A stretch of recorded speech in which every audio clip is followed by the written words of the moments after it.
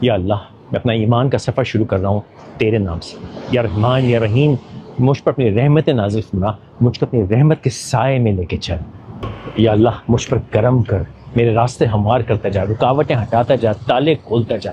یہ راستہ ہموار کر دے، راستہ میرے لیے آسان کر دے، یہ سفر میرے لیے آسان کر دے۔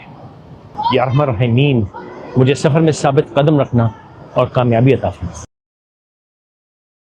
ایک مومن کو سب سے پہلے اس بات کا اعتراف کرنا ہوتا ہے کہ اس کا علم محدود ہے، یعنی جو کل ہم جانتے تھے اس سے بالکل مختلف آج ہم جانتے ہیں۔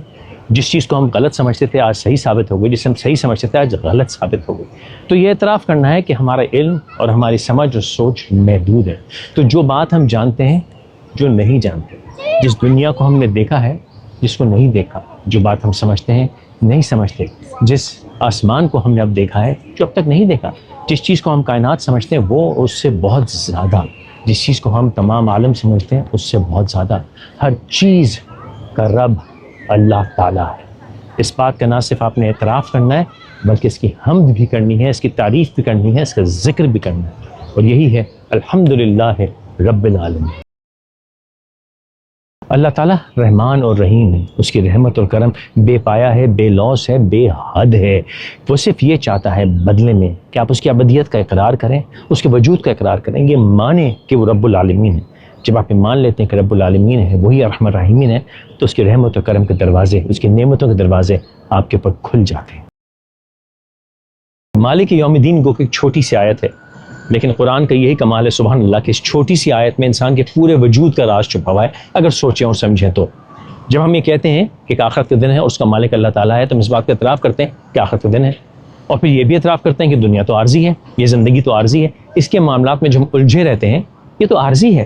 ہمیں دراصل اس بات پہ کام کرنا ہے کہ آخرت کے حساب کتاب میں وہاں ہم سرخرو ہو جائیں، اور یہیں سے ایمان کا سفر شروع ہوتا ہے۔ پھر ہم اس دنیا میں، اس زندگی میں ہر وہ کام کرتے ہیں جس سے آخرت کا حساب کتاب ہمارے لیے آسان ہو جائے۔ جب آپ کہتے ہیں مالک یوم الدین، یہ اعتراف تو کر رہے ہیں کہ اللہ تعالیٰ آخرت کا مالک ہے، لیکن یہ بھی اعتراف کر رہے ہیں کہ ہمارے اندر ایک روح ہے۔ پورا روحانیت کا سبق، زندگی کا مقصد، آخرت کا وجود، سب کچھ اس ایک چھوٹی سی آیت کے اندر موجود ہے۔ تو جب ہم یہ توقع کرتے ہیں کہ اللہ تعالیٰ ارحم الراحمین ہو جائے گا، ہم پر اپنا رحم اور کرم نازل کرے گا، تو اللہ تعالیٰ یہ چاہتا ہے کہ ہم اس کی ابدیت میں داخل ہو جائیں گے، ہم ٹوٹل سرنڈر کر دیں گے۔ ہم نے ایاک نعبدو کو جتنا ہلکا لیا ہے لائن کو، اس آیت کو، بڑا ظلم کیا ہے، کیونکہ جب آپ کسی کی ابدیت میں اپنے آپ کو سرنڈر کرتے ہیں تو آپ اس کی ہر رضا میں راضی ہو جاتے ہیں۔ اللہ تعالیٰ تو ہم سے راضی ہو ہی جائے گا، لیکن کیا ہم اللہ کی رضا سے راضی ہیں؟ اور جب آپ کسی کے عابد ہو جاتے ہیں، ٹوٹل سرنڈر، غلامی، آپ کی نہ مرضی نہ خواہش نہ کچھ، جو اللہ تعالیٰ نے آپ کے لیے چن لیا، جو اللہ تعالیٰ نے آپ کے لیے طے کر لیا، آپ اس میں خوش ہیں اور آپ اس کو جئیں گے۔ یہی توکل ہے اور یہی ابدیت ہے، اور یہی ہے ایاک نعبد و ایاک نستعین۔ جب اس کی ابدیت میں آپ چلے جاتے ہیں تو پھر آپ کا حق ملتا ہے کہ آپ یہ کہیں کہ اللہ تعالیٰ میں نے خود کو تیری بندگی کے لیے پیش کر دیا، میں نے اپنی زندگی کو تیری ابدیت میں ڈال دیا۔ یا اللہ، میں تیری اطاعت قبول کرتا ہوں اور خود کو تیرے حوالے کرتا ہوں۔ میں تجھی سے مانگوں گا اور تو نے مجھ پر رحم کرنا ہے اور کرم کرنا ہے۔ میرے مالک، مجھ سے راضی ہو جا، مجھ پر مہربان ہو جا، مجھے اپنا بنا لے۔ یا اللہ، میں نے تیری اطاعت قبول کر لی، خود کو تیری غلامی میں دے دیا، تیرا غلام ہوں مولا، خادم ہوں، میری ہر ضرورت، ہر خواہش اب صرف تیرے حوالے ہے۔ تیرے حضور ہاتھ پھیلاتا ہوں، تیرے آگے سجدہ کرتا ہوں، صرف تجھ سے مانگتا ہوں میرے مالک، مجھے سچائی کے راستے پہ ڈال دے، حق کے راستے پہ ڈال دے، سیدھے راستے پہ ڈال دے میرے مولا۔ یا اللہ، مجھے تیری رحمتوں، برکتوں، نعمتوں کے راستے پہ ڈال دے، عزت، خوشحالی کے راستے پہ ڈال دے، رزق حلال کے راستے پہ ڈال دے۔ یا اللہ تعالیٰ، تیری منشا، تیری رضا، تیری خوشی، تیری خوشنودی، تیری رضامندی کے راستے پہ ڈال دے میرے مالک۔ یا اللہ، مجھے حق، حلال اور جائز کے راستے پہ ڈال دے، ایمان اور تقوی کے راستے پہ ڈال دے، علم کے راستے پہ ڈال دے، حکمت اور دانائی کے راستے پہ ڈال دے۔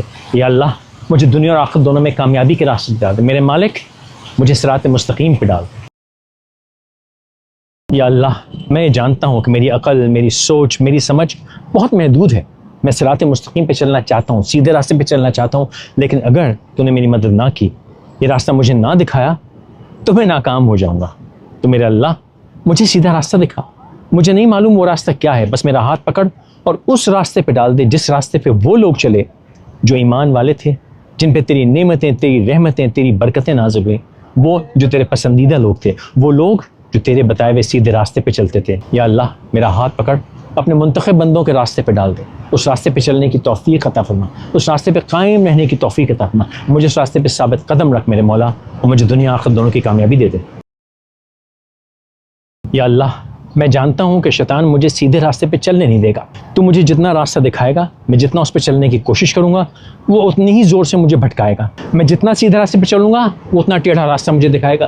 تو یا اللہ اگر مجھے تیری مدد حاصل نہ ہوئی تو میں ناکام ہو جاؤں گا، تو یا اللہ مجھے اپنی حفاظت میں لے لے، مجھے بھٹکنے نہ دینا، مجھے بہکنے نہ دینا، خاص طور پہ ان لوگوں کے راستے پہ نہ چلنے دینا جن کو تیری ہدایت مل گئی تھی پھر بھی وہ اس پہ نہ چلے، انہوں نے غلط کام کیے اور بالآخر ان پر تیرا عذاب نازل ہو۔ یہ ویڈیو ایک سلسلے کی ایک قسط ہے۔ اس سلسلے کی تمام ویڈیوز کو ایک منفرد اور نمایاں تصویر کے ساتھ نشان زد کیا گیا ہے تاکہ آپ انہیں آسانی سے تلاش کر سکیں۔ اگر آپ تمام ویڈیوز کو ترتیب سے دیکھنا چاہتے ہیں تو براہ کرم ٹائم لائن پر دیکھیں۔